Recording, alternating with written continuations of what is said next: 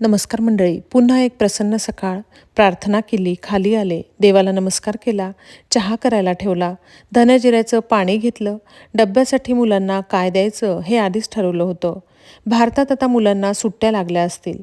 इकडे जूनच्या दुसऱ्या आठवड्यापासून मुलांना सुट्ट्या लागतात आणि मेच्या शेवटी यांच्या परीक्षा असतात.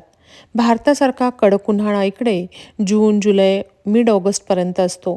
सप्टेंबरच्या पहिल्या आठवड्यापासून यांची पुन्हा शाळा चालू होते.